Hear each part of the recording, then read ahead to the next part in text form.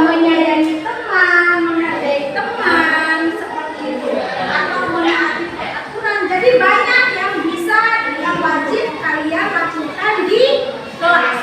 Sekarang ibu minta kalian, ibu kasih waktu nggak lama ya, sekitar 5 atau 10 menit kalian memikirkan dan tuliskan di kertas apa sih menurut kalian peraturan atau kata tertib yang boleh dilakukan di kelas dan yang tidak boleh dilakukan di kelas. Jadi nggak perlu tulis dua ya, satu aja. Misalnya Cairil misalnya mau tulis tuh yang nggak boleh dilakukan di kelas.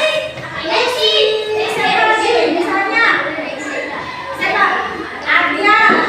Misalnya Ardian tuh nggak boleh dia tulis yang boleh atau yang harus dilakukan di kelas seperti itu. Jadi nggak perlu tulis dua ya, cukup satu orang. Ibu bagikan post-it. Ibu kasih kertas post-it per orang satu. Kalian bisa tulis, setelah ditulis langsung ditempel di depan ya. Jangan ditempel dulu, nanti saya ini. Oke, pakai kertas aja.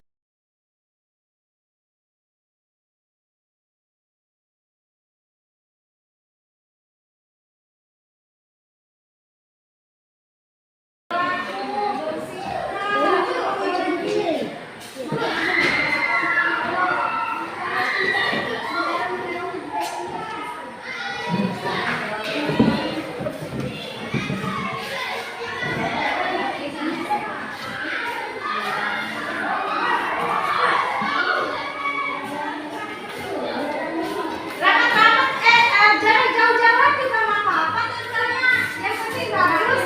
Gini aja itu ditulis di sini yang sekolah ini. Nanti kita ini ya, nanti kita apa?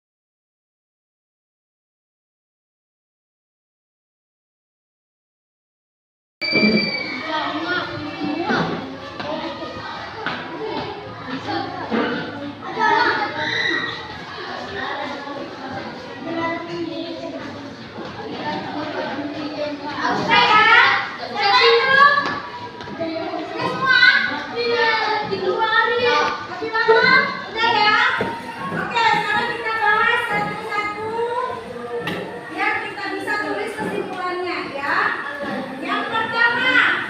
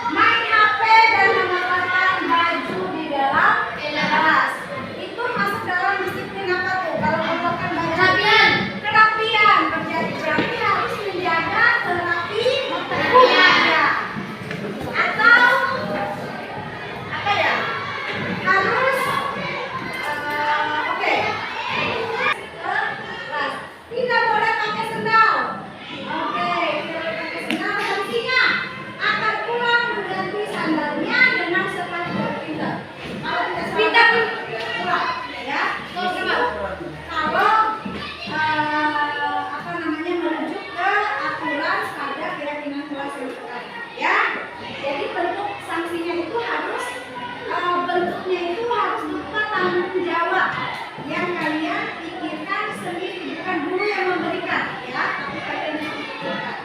Oke, di sini kita lihat ada 6 butir keyakinan kelas yang sudah kalian keluarkan idenya.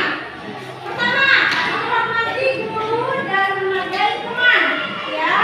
Yang kedua, tidak boleh merusak inventaris kelas dan barang milik orang lain atau teman ya. Yang ketiga, disiplin dalam berseragam dan menjaga kerapian. Yang keempat, tidak boleh menggunakan HP saat KBM tanpa seizin guru ya. Yang kelima, menjaga kebersihan kelas. Yang keenam, disiplin dalam bersikap dan menjaga ketertiban kelas. Ada lagi yang belum kira-kira? Apa? Yang belum? Biasanya kalian itu kalau jam istirahat, habis jam istirahat itu susah banget dikumpulin di kelas. Kira-kira kita harus apa? Harus balas? Tidak boleh.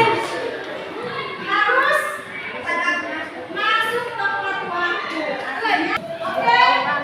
Berarti sudah ada 8 poin. Ini bisa diteruskan lagi kalau bisa, kalau tidak kita bikin 8 poin. Pertama, menghormati guru dan menghargai teman, tidak boleh merusak inventaris. Disiplin dalam berseragam, tidak boleh menggunakan HP, menjaga kebersihan kelas. Disiplin dalam bersikap, masuk kelas tepat waktu, dan tidak boleh melakukan hal yang tidak terpuji. Kalau menurut ibu boleh nggak yang terpuji ini dijadikan nomor 1? Ya, kita lihat prioritas urutannya. Ini nomor 2 deh, nanti ya. Oke, jadi kesimpulannya kita dapat 8 poin keyakinan kelas untuk kelas 7C ya. Dan ini berlaku untuk semua mata pelajaran yang masuk ke kelas 7C. Nanti bisa dikasih tahu ibu itu kita punya kesempatan keyakinan kelas yang baru gitu ya. Oke, sekarang sudah ada kesimpulannya, tinggal kita buat. Kita susun sesuai kreativitas kalian sendiri. Ya, aja.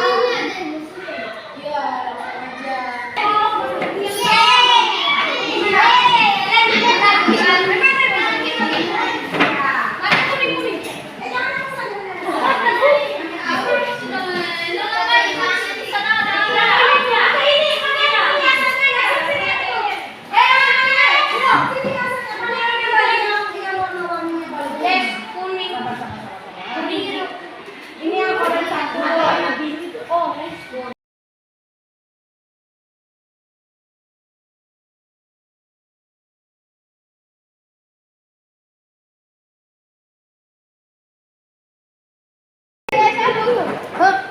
Berarti biasanya makin kurang dulu ya.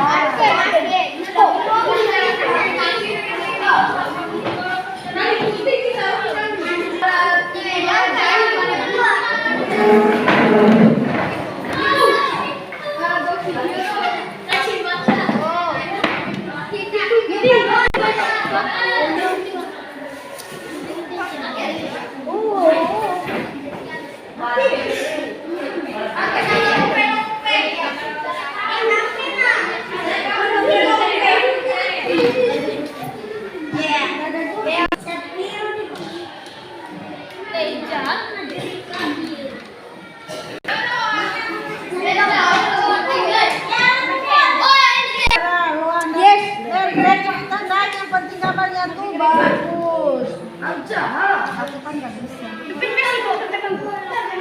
Karena aku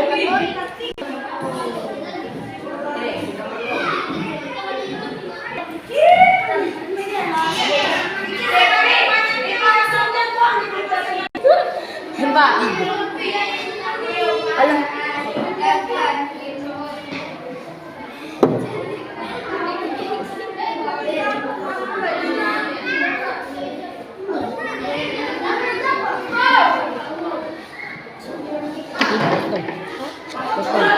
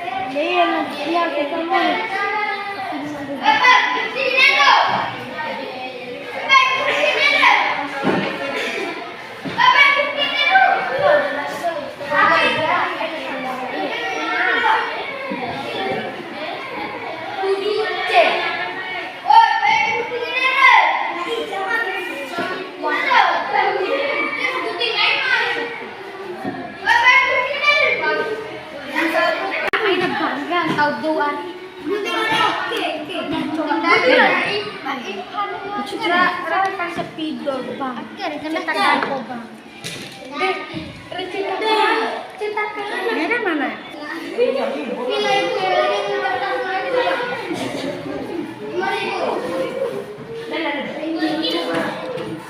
Katanya nabi gambar. Barang disini.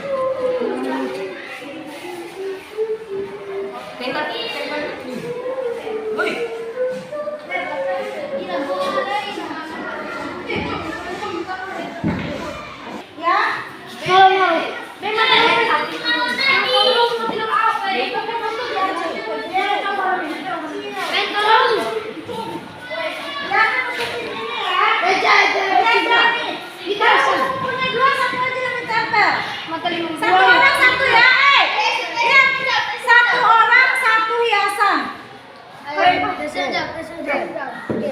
Mana? Sabar ibu. Satu orang satu aja ya. Biasanya. Ayo kalau ini satu. Tempel ya udah biarin aja langsung tekan diamin. Dia akan sendiri.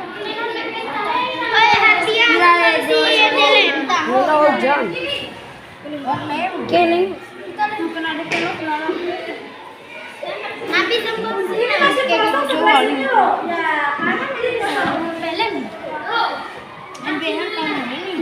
Pokoknya aku pukul makan kagak lepas loven tahu. Gaya ramal Nabi. Nah, ini kesepakatan kelas nanti ditempel di tempat yang membuatnya itu bisa dilihat. Oke, sekarang nanti ditempel di tempat. Tenang dulu. Dilaksanakan dengan baik karena ini kalian yang mengusulkan. Kalian yang mengusulkan, kalian yang membuat, ibu yang nulis, ya. Ibu yang nulis. Jadi yang melaksanakan kalian, yang menerima konsekuensi pelanggarannya kalian, ya. Udah tahu kan? Nah sekarang ini tinggal ditempel hasil keyakinan kelas yang sudah kita bentuk bersama. Oke, sekarang tepuk tangan untuk kalian.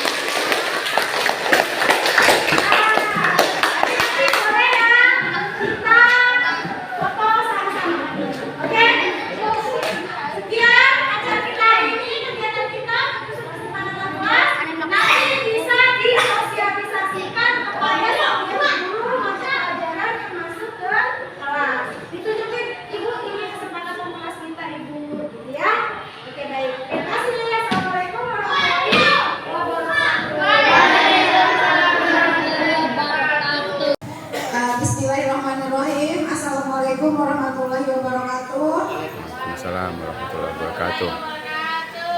Pada kesempatan kali ini saya akan melakukan sedikit pembahasan tentang ilmu dan materi yang saya dapatkan di PGP Angkatan 6. Di sini saya akan memberikan sedikit pembahasan tentang materi budaya positif. Sebenarnya budaya positif ini sudah sering kita lakukan di sekolah, cuman selama ini kita hanya melakukan tanpa tahu ilmunya, ya.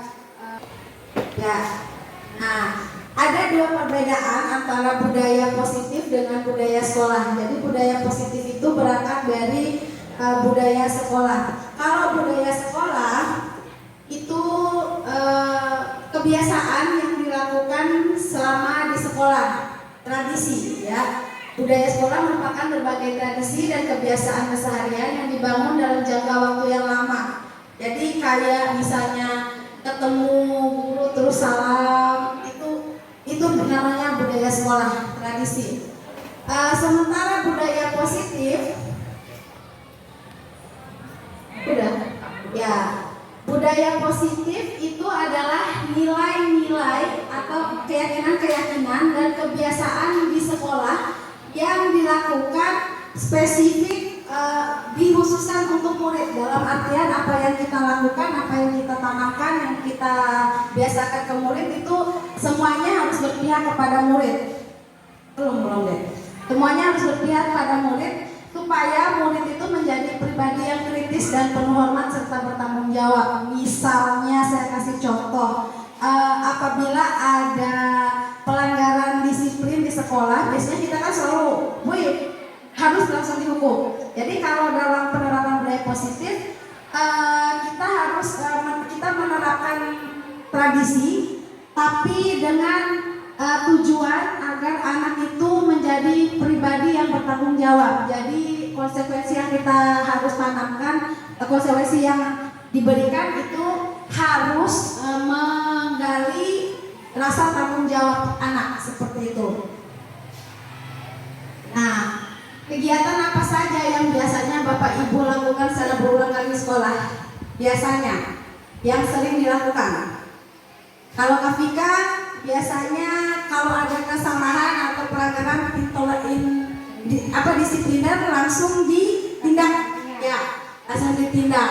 Nah, biasanya kita kalau mau merefleksi apa yang sudah kita lakukan di sini sudah masuk dalam budaya positif atau budaya sekolah saja, bisa nanti dipetakan dalam tabel seperti ini. Jadi kira-kira saya sudah menerapkan budaya positif atau cuma budaya sekolah aja, seperti itu. Oke, lanjut deh. Nah, sekarang kita kembali ke masa dulu. Kita refleksi ke masa kita yang lama. Misalnya saya tanya sekali aja, kira-kira kalau dulu kalau dihukum sama guru kita kesel nggak? Biasanya waktu SMP ada SMP, kalau dihukum kesel. Terus kadang kalau dihukum depan teman-teman pasti malu. Iya, pasti malu kalau ditegur, apalagi ditegur di depan kelas. Dan kalau ditegur terus, biasanya kita kayaknya tuh was-was gitu, merasa diawasi seperti itu, merasa diawasi terus. Nah, perasaan seperti ini juga yang dirasakan oleh anak-anak kita pada saat kita melakukan hal yang sama. Jadi kayak kita mereview zaman-zaman kita masih SMP, ya. Apa yang kita rasakan dulu juga kalau kita lakukan itu anak-anak juga pasti akan anak-anak juga merasakan hal yang sama. Maka kita tuh perlu yang namanya menggali nilai-nilai yang ada pada diri kita. Jadi di sini ada ini bukan hanya nilai guru penggerak ya, ini spesifik karena saya sedang menjalani pendidikan sebagai guru penggerak. Jadi nilai guru penggerak sama, nilai guru juga semuanya seperti itu. Yang utamanya harus berpihak kepada murid. Yang kedua, memiliki nilai mandiri, reflektif, inovatif, dan kolaboratif. Jadi peran sebagai guru bukan hanya guru penggerak, guru itu harus menjadi pemimpin pelajaran, ya. Jadi guru penggerak itu hanya sebuah kesempatan sebenarnya. Jadi kalau nilai dan peran guru itu semuanya sama, cuma kesempatannya aja yang berbeda, yang membuat berbeda guru dalam guru penggerak seperti itu.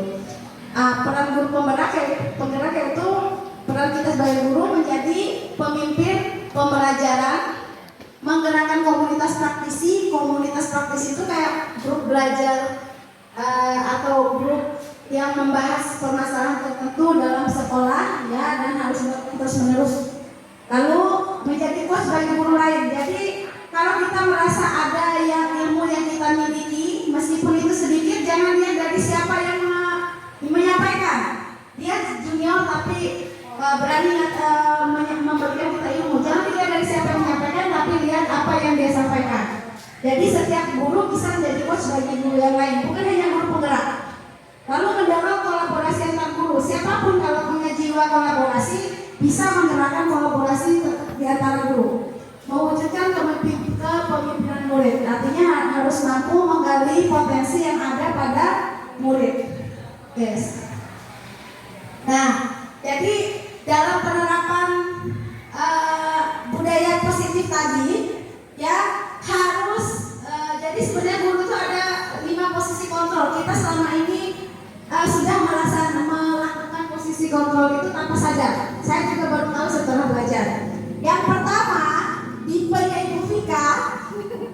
Ini tipenya Ibu Vika nih, tipe penghukum. Nah, coba ya.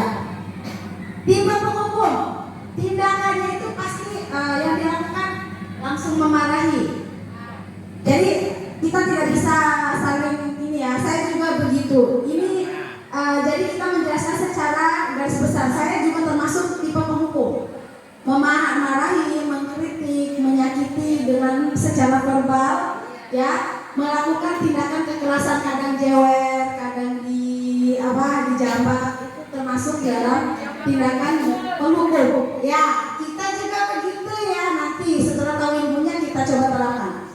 Dengan perkataan, cirinya nih, kalau menggunakan kata-kata ini, kalau kamu salah, kalau kamu tuh salah kamu begitu gitu. Jadi ini ciri khas kata-kata yang dikeluarkan oleh tipe penghukum. Yang kedua, akibat dari yang tipe guru yang penghukum ini, biasanya siswa itu tidak peduli dengan gurunya dan juga tugasnya. Benar nggak? Dia tuh nggak peduli, pasti tetap ada perlawanan. Nah, perilakunya biasanya itu suka melawan dan suka membangkang seperti itu. Lanjut deh. Ya, perilakunya pasti selalu melawan dan membangkang, pasti akan melanggar melanggar peraturan secara terus-menerus. Yang kedua, tipe guru yang kedua yaitu membuat rasa bersalah. Kita sering menempatkan diri dengan tipe yang ini. Tipe pembuat rasa bersalah ini biasanya dia suka membiarkan kesalahan yang dilakukan oleh muridnya apabila itu sepele, padahal dampaknya juga sama besarnya. Biasanya kata-kata yang dia gunakan adalah, kamu tuh benar-benar bikin saya kecewa ya, gitu. Kok kamu gitu sih nak, gitu. Jadi itu tipenya. Akibatnya murid akan merasa ya bodoh, dalam artian saya selama ini merasa tidak peduli seperti itu. Dan biasanya tipe guru seperti ini dia akan membuat sifat menumbuhkan rasa kurang percaya diri kepada anak, karena anak itu merasa bersalah sudah membuat gurunya ini kecewa, ya. Tipe guru yang ketiga sebagai teman. Banyak guru yang seperti ini. Jadi sebenarnya kita di sekolah ini sudah menjadi guru dengan tipe yang 5 ini secara sekaligus, ya, secara sekaligus, cuma tergantung keadaannya. Yang ketiga ini tipe guru yang berperan sebagai teman. Jadi kalau tipe guru yang seperti ini, apapun kesalahan anaknya, kesalahan muridnya itu biasanya dia selalu memaklumi. Misalnya nih, kita nih dekat ya sama anak itu atau merasa dia ini baik, tapi suatu saat dia melakukan indisipliner, dia melakukan kesalahan, maka dia memaklumi kesalahan itu karena baru sekali juga dia bikin salah, nggak apa-apa. Itu namanya memaklumi perbuatan yang salah. Nah, jadi sebentar deh Mas. Ya, jadi perilaku seperti ini akan menyebabkan anak itu menjadi lemah. Dalam artian dia itu merasa ada yang melindungi. Jadi pada saat gurunya itu sudah tidak mampu untuk memaklumi kesalahannya dia, maka dia akan menjadi minder. Dia tidak akan mampu menghadapi permasalahannya sendiri seperti itu.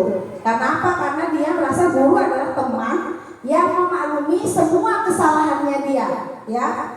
Lalu tipe guru yang keempat, tipe pengontrol. Nah, tipe pengontrol ini juga kita sama. Di sini semuanya satu orang itu bisa memiliki 4-5 tipe karakter guru seperti ini.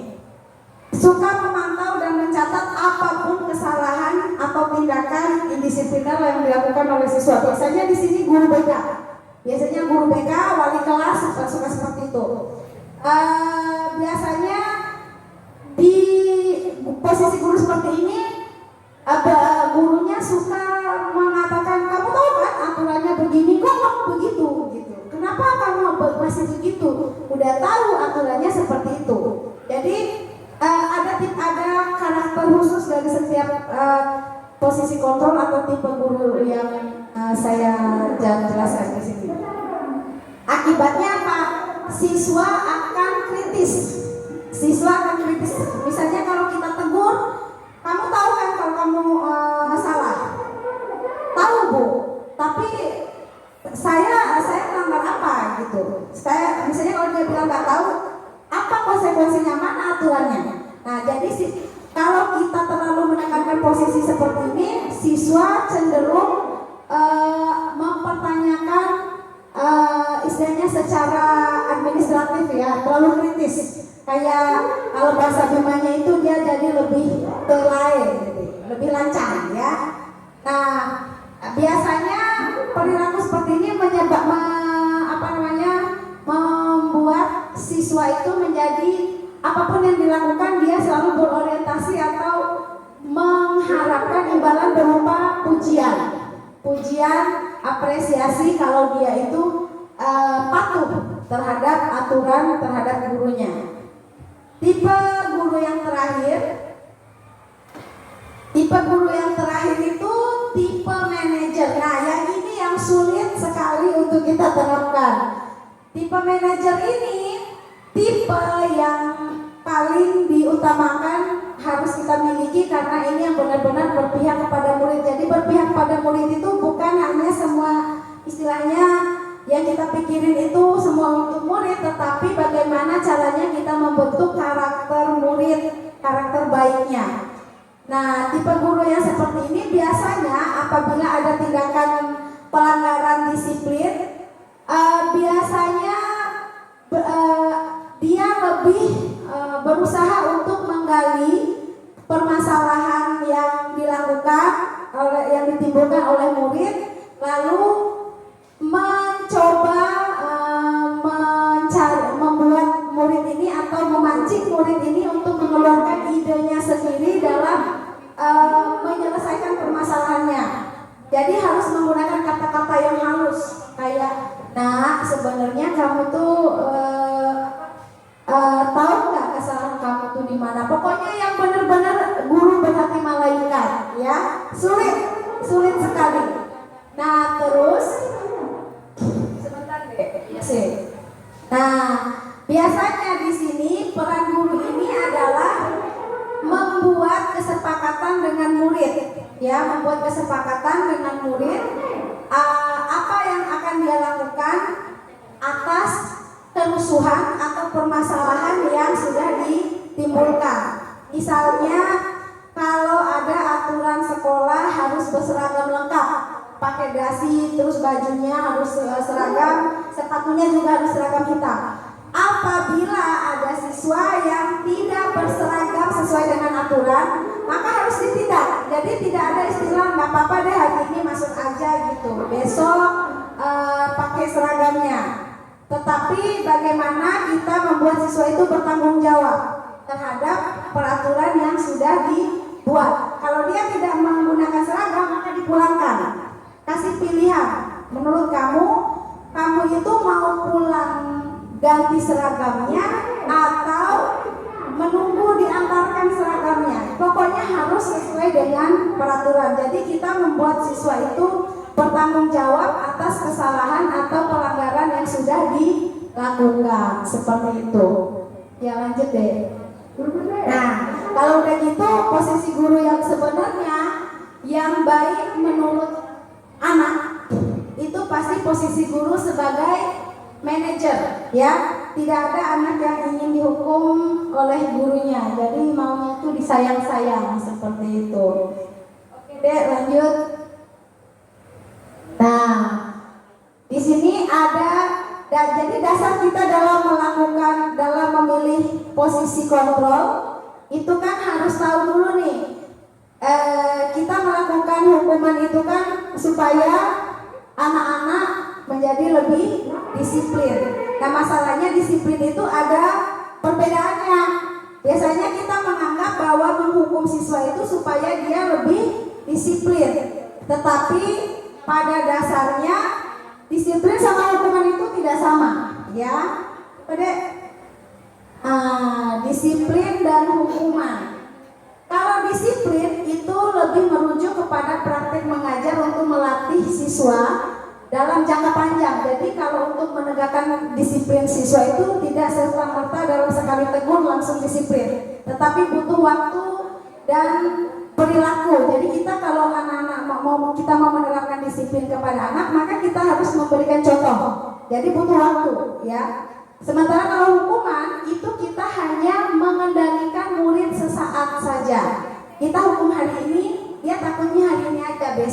melanggar lagi, dihukum lagi seperti itu. Jadi perbedaan disiplin dengan hukuman itu jelas ya. Nah, jadi kalau kekurangan dari penerapan hukuman itu kalau tidak ada hukuman maka murid akan terus melakukan kesalahan.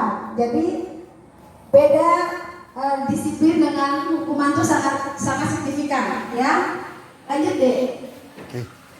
Mau HP dikit. Di pause aja dulu. Udah. Lanjut. Ya, kita lanjut. Bagaimana cara merespon kesalahan atau pelanggaran?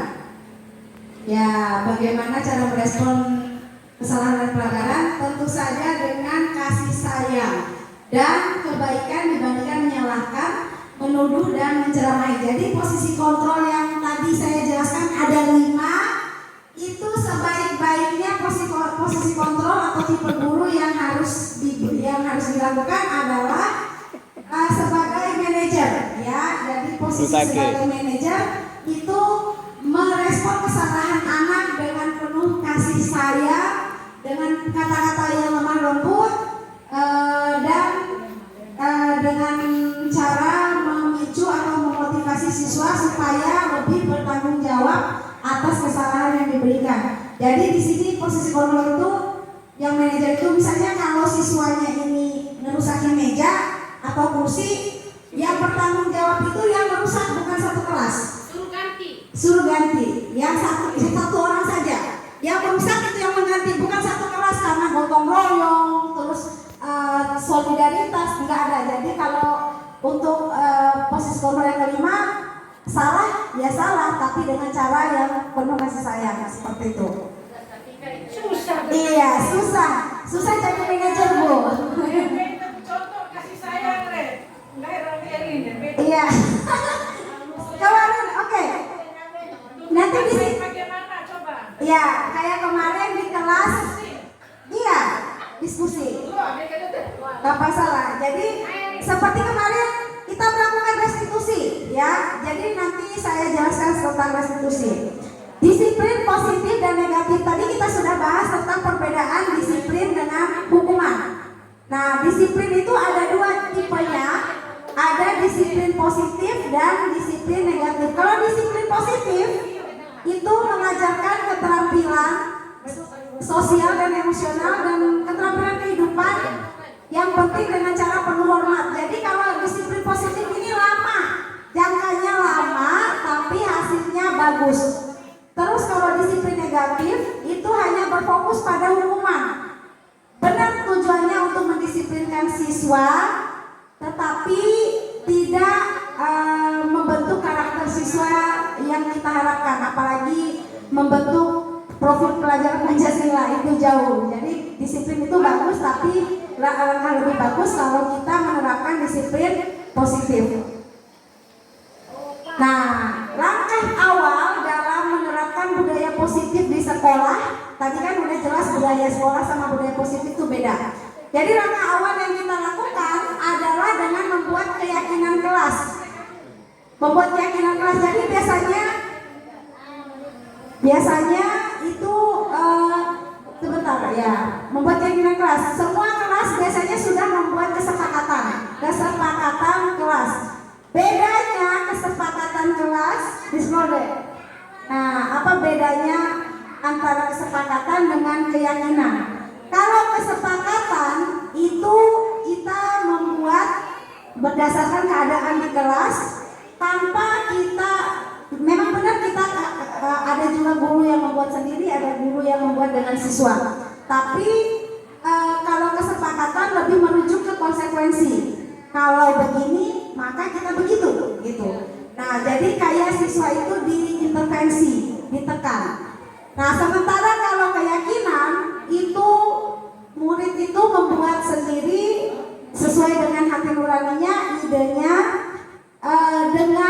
dengan rujukan setiap pelanggaran itu harus implementasinya tuh ke tanggung jawab siswa, harus bertanggung jawab seperti itu. Itu bedanya kesepakatan dengan keyakinan. Kalau kesepakatan hanya dibuat untuk disepakati, tapi kalau keyakinan itu dibuat untuk diyakini, dilakukan dan dipahami konsekuensinya. Ya. Selanjutnya, next. Ya. Keyakinan kelas, ini fungsi keyakinan kelas itu membantu guru untuk bekerja sama membentuk kegiatan belajar mengajar yang efektif. Di mana-mana semua peraturan seperti itu pasti kita buat supaya KBM itu berjalan lancar. Bahkan dalam sekolah, dalam seminar pun kita pasti diminta untuk mematuhi keyakinan kelas atau kesepakatan kelas. Lalu keyakinan kelas tidak hanya berisi harapan guru terhadap murid, tetapi juga harapan murid terhadap guru. Jadi di keyakinan kelas ini, siswa kalau dia memiliki ide, guru tidak boleh mengajar dengan menggunakan baju yang tidak bukan baju mengajar, misalnya bukan baju yang pantas, maka guru juga harus melakukan apa yang diinginkan oleh murid.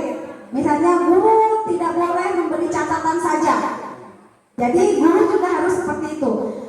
Isi keyakinan kelas itu adalah isi hati murid. Jadi isi hati murid yang dia yakini harus dia lakukan dan guru juga harus penuhi seperti itu. Selanjutnya, berarti guru itu harus ditekankan oleh murid.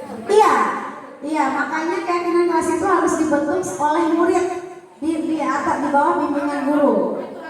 Tidak boleh, misalnya guru tidak boleh merokok di kelas, maka guru tidak boleh merokok di kelas karena sudah ada peraturannya seperti itu. Yang ketiga, membantu dalam pembentukan budaya disiplin positif di kelas. Jadi secara perlahan pasti akan membentuk karakter yang baik pada murid. Yang terakhir, membantu proses belajar mengajar lebih mudah dan tidak menekan. Jadi kita membiarkan di sini murid merasa bisa belajar dengan cara mereka sendiri, tapi tertib. Kalau dia sukanya belajar di pojok, ya udah biarin aja di pojok. Yang penting dia tidak mengganggu teman yang lain. Dia senangnya mojok, senangnya berkelompok. Jadi biarkan mereka berkelompok, yang lainnya itu duduk seperti biasa. Suka-sukanya dia, yang penting tertib dan KBM itu berjalan dengan lancar. Terakhir, ya menggunakan kalimat yang positif. Dalam keyakinan kelas harus menggunakan kalimat yang positif atau kalimat yang sopan. Yang kedua, langkah dalam menerapkan budaya positif yaitu membuat prakarsa perubahan. Prakarsa perubahan itu ide untuk berubah. Nah, setiap guru itu harus memiliki visi yang jelas dalam setiap pembelajaran atau dalam merencanakan pembelajaran. Misalnya, visinya itu saya harus semakin berdaya dalam menyediakan dukungan yang diperlukan untuk menuntut kodrat murid sebagai ini itu. Jadi guru harus memiliki, sebab untuk mewujudkan visinya, setiap guru harus memiliki kompetensi yang sesuai dengan visi yang ingin dicapai. Ya. Oke, saya ulangi. Jadi sebagai pendidik itu harus dalam membuat suatu perubahan, merencanakan suatu perubahan, harus memiliki visi yang jelas. Visinya apa?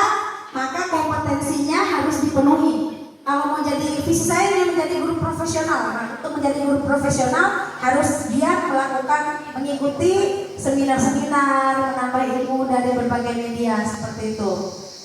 Bisa dilanjut, Dek? Ya, untuk melakukan perubahan itu ada pendekatan yang bisa dilakukan, ya, yaitu dengan pendekatan inquiry apresiasi kalau bahasa Indonesianya. Kalau bahasa Inggrisnya itu apresiatif inquiry ya. Di situ ada gambar, ada sebuah tumpukan, lalu ada dua orang, ya. Nah di situ saya artiin aja pakai bahasa Inggris, pakai bahasa Indonesia. Yang ditumpukan itu adalah aset yang kita miliki, aset atau kelebihan yang kita miliki.